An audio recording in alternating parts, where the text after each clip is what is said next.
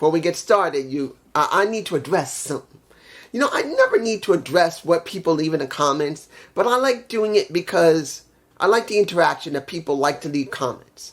Some people have left comments for encouragement. You know who you were, talking about, hey, why don't you do this to try and get people to look at you? I said what I said in my comments. That means more to me than anything.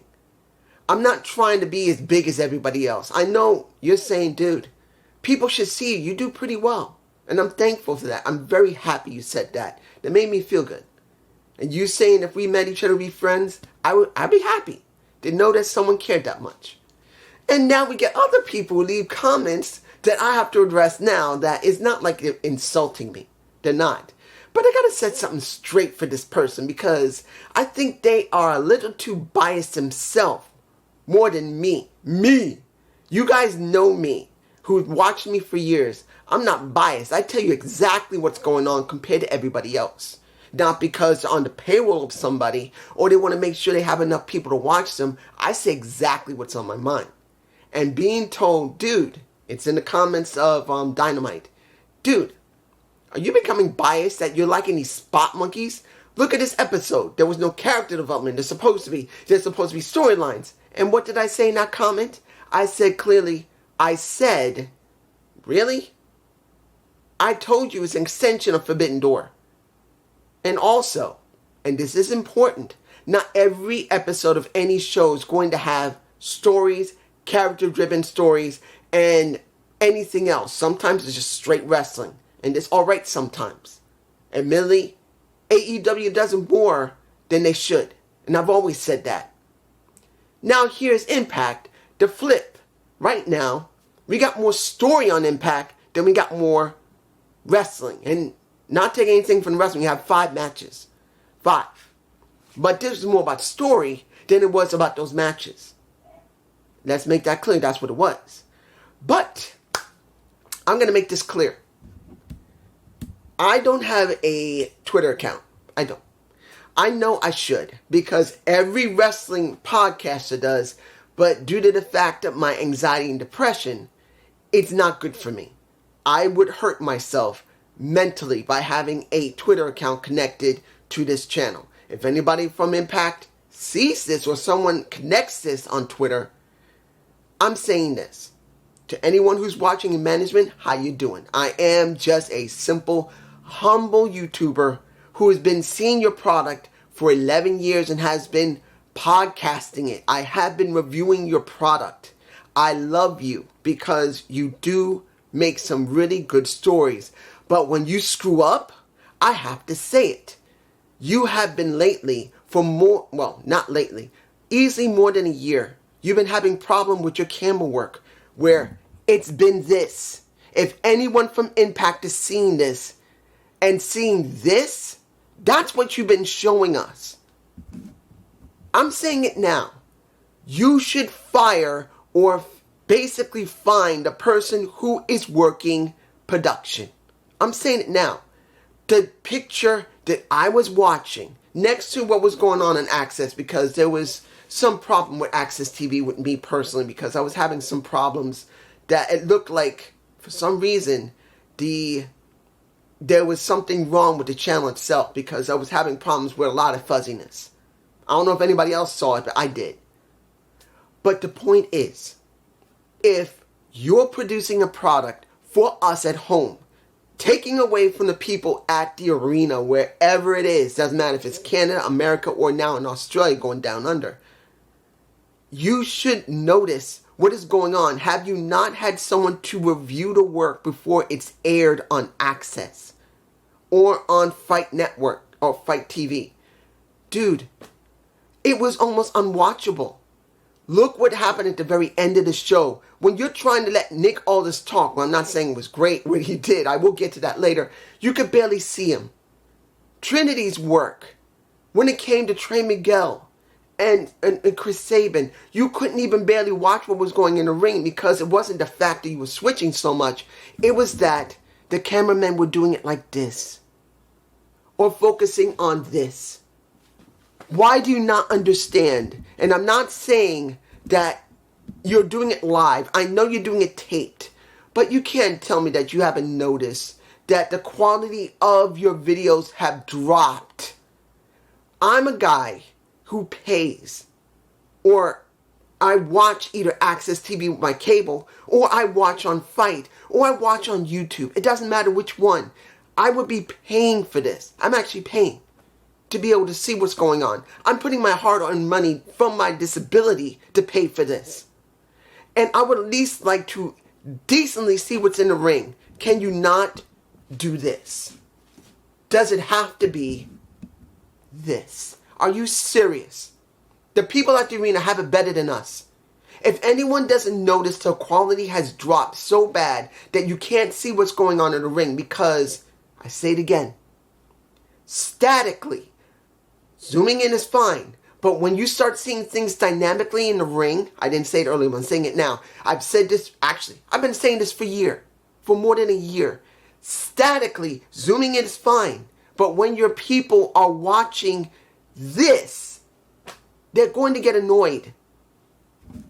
Please tell whoever's running production to stop zooming in or doing that. Focus on leaving the screen wide. Focus on the camera having a wide lens. You can't tell me it can't be done. This is stupid. I'm getting sick of this. As a guy who's in your corner, Impact, if anyone from Impact is watching, you cannot tell me that the quality is right. Who at home wants to see this? Think about it for a minute. Don't just say this is stupid, Mark. I may be just a simple podcaster who's reviewing your show, but at least I understand that you must be able to let your people who is paying you see your damn product. I'm done. And I'm not letting you skip, guys. Anyone who's watching this, you're going to be stuck with it. Opening X Division Championship, Trey Miguel versus a Chris Sabin, a rematch. These guys know how to work together. I never had a problem with it. Taking away from the camera, it was a great match. Counting what parts you could watch. Here's where it gets interesting. At the very end, and it looks like Chris was going to win, we get someone coming and nailing Chris Sabin. He retains his title, but he gets nailed and gets a beatdown of his life.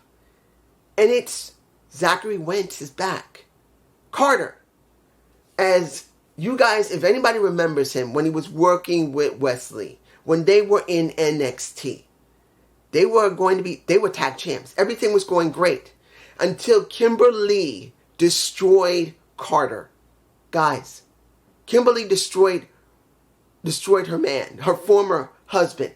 I think her fiancé or husband, I can't remember which one. Was it her husband or fiancé? I can't remember. But pretty much, that woman destroyed this man and he didn't do a damn thing. And because of the Me Too movement, didn't make it any better. WWE just got rid of him. He has been out. And now, counting on if he's been in any indie promotions, trying to make some money and not lose his freaking mind because of his ex-woman treating him like crap. I know that better than anybody. I've been through that. I divorced my ex-wife not because I cheated on, didn't. She left me. I got no reason to be worried about it. I haven't been married for 20 years. So almost 20 years. I can say that she left me. She was not satisfied. I understand it. But she left. And since she left, I divorced her. With her, Kimberly basically drove this man nuts. And I don't know how many, if he's gone to any indie promotion he has before he came back to Impact, but he's now back in Impact. And they have reformed the Rascals, but this time the Rascals is different. They're not doing the smoking and doing the weeding and being fun. Now they're not doing it. They're being serious. When it comes to OVE, I'm worried that OVE is not going to do absolutely anything. Because basically OVE has done the face turn and heel turn when they were running. And now they come back. And at this point they're face. But I don't see them getting anywhere. But we got the Rascals who never heals. Never. And you only got 2 members of them. And one of them has been X Division champion twice. So this is different. We're seeing a more aggressive behavior from Wentz and more aggressive behavior easily from a Trey Miguel. So now the question is, are they going to be independent trying to get titles, or are they going to come together as a tag team? My guess is they'll be a tag team most of the time. But Trey will be the one that's going to keep going after the X Division and eventually maybe wins. But I think Trey is going to be the one that's going to focus on getting the title back. Unless I've been saying what they should do and put Trey finally in the main title scene and Wentz go after the X Division title. That actually might work. I believe it would work. I'm just saying. Moving on. We get Trinity versus a J Vadel. This is something that was coming. I knew it because of the way he was messing with Trin. I think the reason I mixed up Trey and Trin was due to the fact of how bad the camera was. It pissed me off really bad. Because as I'm watching this match compared to what I saw earlier, it was the same problem. You literally couldn't see all that was going on. The cameraman could not keep up what was going on in the damn ring. And it was pissing me off for what little I could see. Because a lot was going on I couldn't view. And it was so bad. It sucks so much. But what I could see was a decent match. Now, was it perfect? No.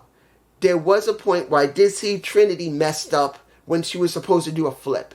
She didn't do that well with that flip with Vadel. Now, that's easily chalking it up because she's never worked with a man before, officially in a match. And she's only been in the company for a short time and only met him for a short time. So I'm not expecting her to actually get it done right with men as well as women. She's got to get familiar with them. There's no way she's not going to. Eventually she will. But does she botch? I got to bring it up. She did botch at least once or twice during that match. And Vadel did a decent job. He's not a bad wrestler. He did better than Trinity. Now, if anybody said, dude, you're actually saying something bad about Trinity, I'm not saying bad about anything. I'm just telling you what it is. And this is what you got. Trin messed up at least once or twice during that match. In the end, she got her signature move put on Vadel and made his ass tap out. Now, of course, I expected Shaw and Evans to beat the shit out of her, and they did. And while this was all going on, you got Deonna Purrazzo on commentary putting over Trin. But then when it was over, the fight starts. She is circling the wagon. She's basically circling the ring before she picked her spot to jump into the ring and fight. She didn't jump into the ring immediately. Now, I'm glad about that. It doesn't mean Deonna Purrazzo's a heel. She's not. She's still showing us a face. But at least compared to what you normally get from a stupid heel or a stupid face in WWE, here at least, Deonna Purrazzo didn't jump into the ring immediately. She took her moment and waited when it was right to jump in instead of just jumping in like she's brainless. And the best thing, after it was over, you see Trinity looking at Deonna Purrazzo. She's not hating her. She's not liking her. She's ambivalent. And pretty much Deanna's doing what Deanna does. She's studying her opponent. I have to say I don't expect Trinity to win. I'm being honest here. If she wins, I'll be surprised. That'll make me a little worried that they rushed her into getting that title. I wouldn't mind her winning at Bound for Glory, not Slammiversary. It's too soon. But that's just me, guys. Down below, I'm moving on. What we got next? The debuting of Lio Rush. Now, I'm going to make this clear. I knew Lio was going to win. He did. He botched pretty badly. Won a few times his own moves. And that's not good. Now, could it be due to the fact that Jack Price was new to him and he wasn't really familiar? Honestly, no. I'm going to tell you something about Lio Rush that I've learned over the years. He has gone from WWE, MLW, AEW, New Japan Pro Wrestling, New Japan Pro Strong, and now Impact Wrestling. And I'm going to tell you something right now. Is he talented as a high-flying wrestler? Yes. I won't take that from him. Does he sell well? No. He's a lot like Swerve Strickland. That not all the time he'll sell properly or sell at all. He don't like to sell much. And it's obvious the way that this match went, he literally was making mistakes trying to be faster and showing off than actually slowing down a little bit to make sure that his opponent can at least look alright as he beats his ass. He was sloppy as hell. But this is the key of this. Yes, the ending of the show, and I'm going to get to Leo and what happened when it came to Saban. But let's make this clear. If he signed for a short-term contract, smart on Impact. Because I'm not saying that what they did to him in not A. Let me get you like this. WWE treated him like shit. That's flat out the truth. Vince treated him like shit. He left. He had the right to be the way he is. But he's gone to New Japan Pro Wrestling, New Japan Pro Strong. He's gone to MLW. He was middleweight champion there. He was. He's gone to AEW. Didn't last very long there. He left because of some issue. That's what we get from Leo Rush. Always some issue with him. Where it was in New Japan Pro Wrestling, there was an issue. New Japan Pro Strong, there was some certain kind of issue, but he left and seemed to be on okay terms. AEW, there was an issue. He was gone from there too, whether he had an injury or he just left. And now he's landed himself in Impact Wrestling. I don't expect him to stay long, and I expect, and I hope I'm wrong. I'm gonna say this. I don't hate Leo. I don't. Like I said, he's talented. And if I knew him as a friend, I'd probably like him as a friend. But as he works as a professional wrestler, his attitude has been an issue. You can tell me if I'm wrong, but look at the track record going from New Japan Pro Wrestling, there was an issue. New Japan Pro Strong, eventually there was something either contractual or there was an issue. He was gone from there. He was in AEW briefly, and eventually he was gone there too, and he even said he was quitting. And now he's in Impact. I don't expect this to last long, and I don't expect something not to become an issue. Something's going to happen. I'm just saying. I'm just saying this, and I'm hoping I'm wrong. And I beg that I'm wrong, but I don't believe I am. Moving on. Now, Kimberly versus Marsha Slamovich. Marsha. Let me give it to you like this. What did I say? Did I tell you that there was going to be something happening with Marsha Slamovich and Killer Kelly? I told you guys, taking away from the match, it was an okay match. It was fine. It was fine. Marsha wins due to the fact that Killer Kelly came out to help, due to the fact that Wilde kept messing with her on the outside, which you couldn't see Taylor Wilde correctly because she was like this with the camera all this time. Bad camera work. But when you see it, when you experience it, a little dim. You had to know that Killer Kelly and Marsha were going to team up eventually. Because as I said, after Marsha had her match eventually with Jordan Grace, Deonna Purrazzo, and everyone else before that, what were they going to do with her? They had nothing for her to do. So they stuck her in a feud that was going to become incredibly violent, which it did. And as I said, sooner or later, you're going to have Marsha work with Killer Kelly as a tag team. And now look what you get. After the match is over, I think the botching I'm doing here is because this reminds me of Mickie James and Trish Stratus. How Stratus faction turned on the crazy Mickie James. Because that's what we got here. The chain around the neck of a Killer Kelly. And giving the chain to a Marsha. So she puts it around her neck. And she leads her around like she's her little sub. And Marsha is a top. Let's make that clear. That's what we got. We got a sub and a top.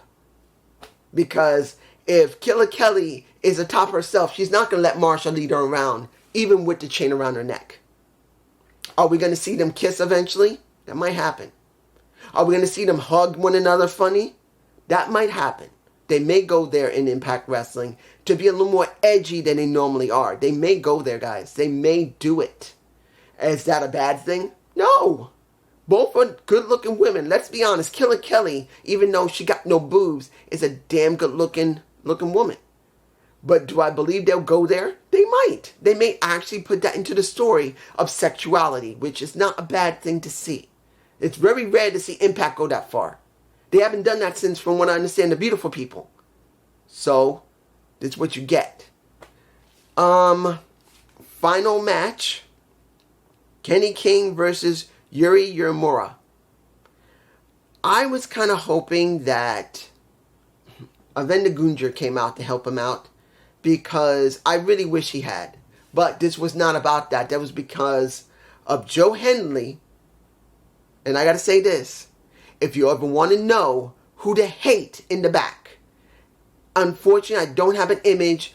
I'm going to see if I can get one of when Joe Hendley was in the production truck. If I can get it, I'm going to stick it in my face right now if I can get it. Because I want you to look at the people that's causing the problem. It is not just the cameramen. It is the people running production that's causing that to happen. Let's make it clear. The ones who tell them what to do are the ones who are the problem.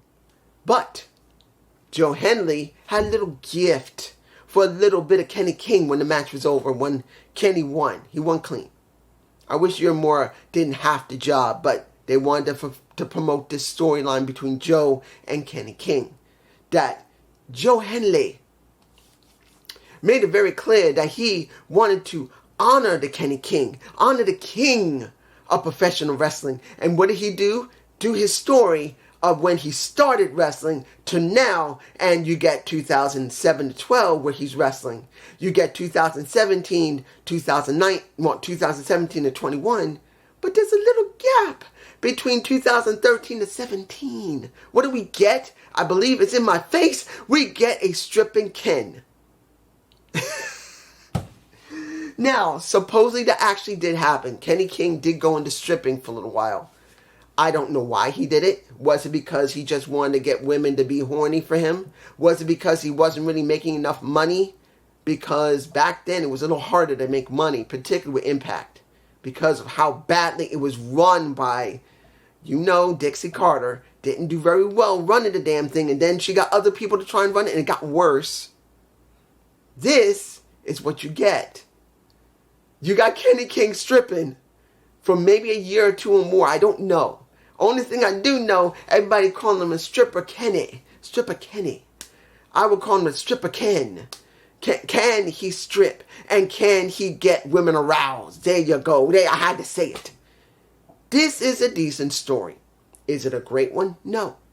But it's a decent story. Better than what we get in WWE. And what we got in AEW this Wednesday was much more. I'm not going to tell you it's perfect, but it's what you got. Now, I have to move on to my friend Stefan. You know who you are. I always like to call you Stefan. You get the match that was on BTI. I didn't see it. I saw the snip. And you finally get, I don't even remember who, he won a match. Johnny Swinger won a match because of the cheating of a Ziggy Dice. But what did I say? Do you actually think they're going to let them get away with it? It should have been 1-49. The one leading into the road, nothing.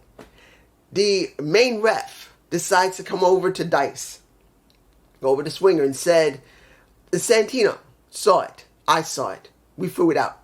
And they're getting upset. And they said, you're not supposed to do that. And I'm telling you right now, if that happens again, your license is revoked. You're no longer a ref. Because they were so excited that you got that little poster in the back that could have been from 50 to 0. It would have been 1-49. It ain't happening.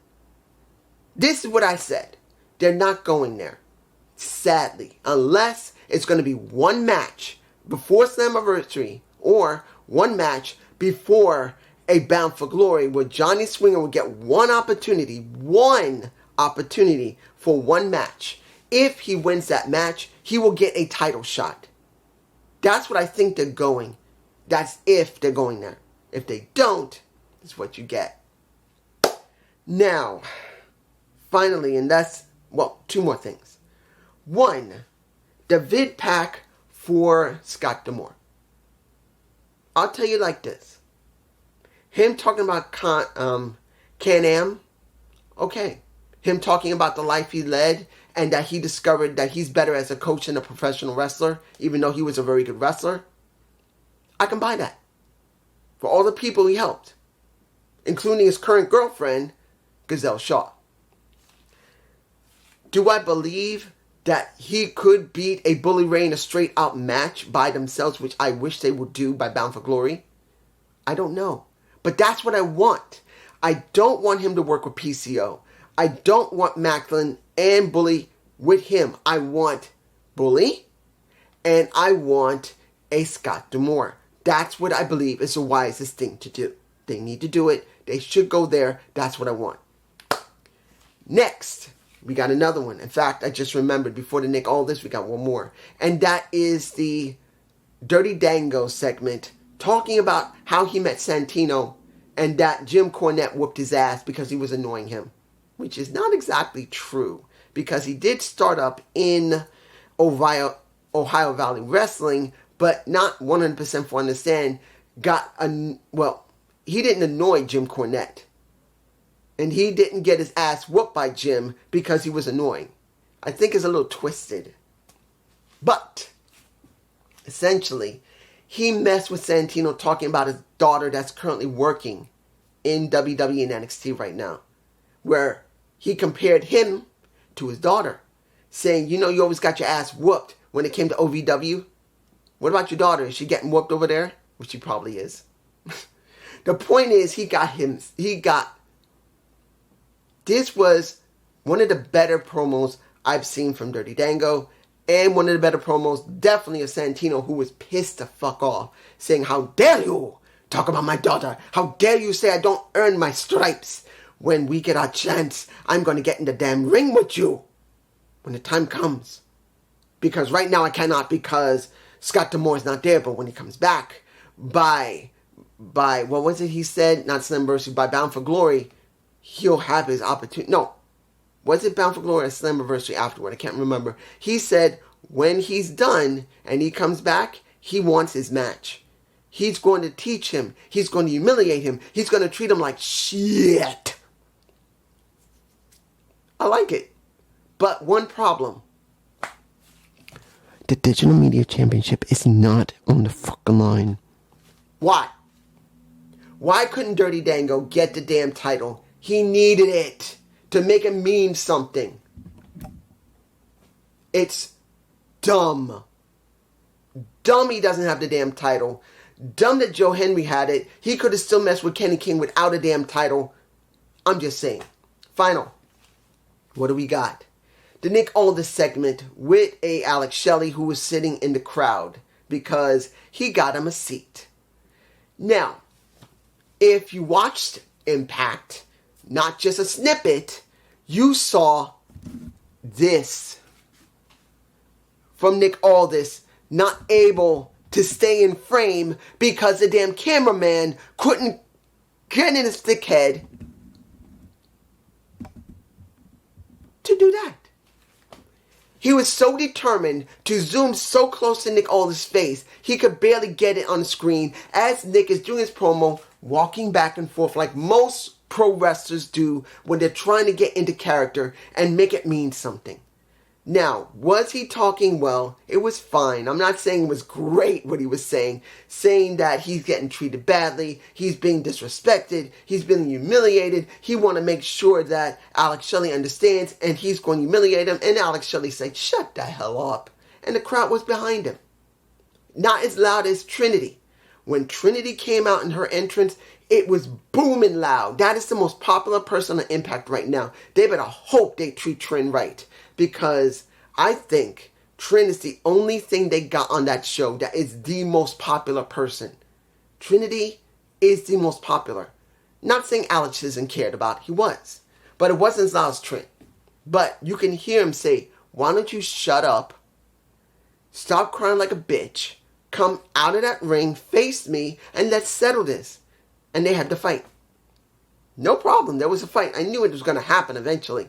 But what I didn't expect was once Alex was down on the ground after he got his face plowed into one of the turn posts, you see that Chris comes out and then Leo comes out. Leo comes right after a Chris Sabin to nail him with his title and hold that damn title ahead. Now, am I happy to see that? It is what it is. The question right now is, how are they going to book Alex Shelley, Leo Rush, Chris Sabin, and a Nick Aldis? We don't know how they're going to book them beyond Slammiversary, because I'm talking about, guys, as much as we're setting up for Slammiversary, I want to know what goes on afterward, because they're going to book everything going beyond this that's going to hopefully lead to a Bound for Glory. If they don't book it right, it's going to be a mess, like normally Impact does. They put on good pay-per-views, but they never give us real stories leading into the pay-per-view. I'm hoping with these four, they'll do it counting on if Nick doesn't leave, because it counts on how long Nick is going to be staying. And definitely Leo Rush, because as I said earlier, we have no freaking clue how Leo Rush is going to respond to Impact and how long he won't just stay. If they give him a long-term contract of a year, that he doesn't act like a flake and leave. And like I said, I'm not against Leo, but he has a major problem of not being able to keep his contracts or stay in a company long enough, and then has an attitude when he leaves to try and drum up some interest in himself. I understand self-promotion, but come on, man. That's just me. Peace.